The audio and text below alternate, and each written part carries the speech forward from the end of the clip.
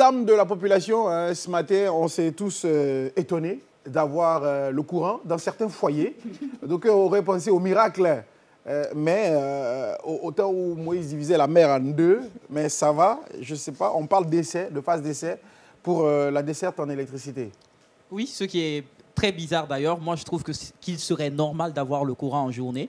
Mais aujourd'hui, le fait qu'il y ait eu de courant, les gens ont trouvé cela anormal parce que ça fait maintenant des semaines qu'on vit le délestage et on est au tour-tour. Aujourd'hui, ils sont en essai de la phase interconnexion avec l'OMVS. Il faut rappeler qu'on parlait du bateau turc qui devait venir pour aider dans la desserte en électricité. Mais malheureusement, l'option là a été écartée. Parce qu'il coûterait cher. Cher. Ils ont écarté cette option. Ils ont décidé de se tourner vers l'OMVS avec le Sénégal, le Mali et la Mauritanie qui font partie de l'organisation.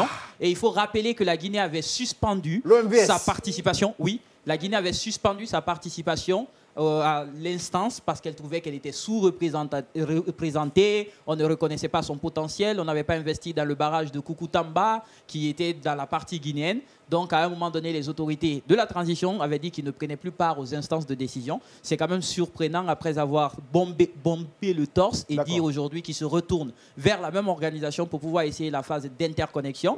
Et selon les indiscrétions, laisser à marcher, peut-être qu'on aura le courant 19h suivant. Alors, l'MVS, c'est la Mano River, tous ces pays-là. L'organisation sous-régionale, mais cette fois-ci, c'est le Sénégal. Voilà, donc aujourd'hui, en français terre à terre, c'est le Sénégal qui va fournir du courant à la Guinée.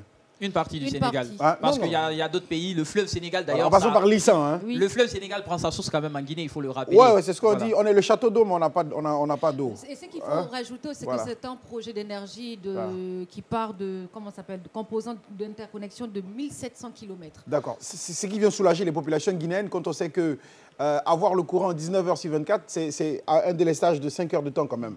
Hein, par rapport à 12 heures de temps, il y a quand même une progression. Oui, c'est déjà très bien d'avoir le courant de 19 heures sur 24 parce qu'en Afrique du Sud, par exemple, ils ont des problèmes aussi avec l'électricité.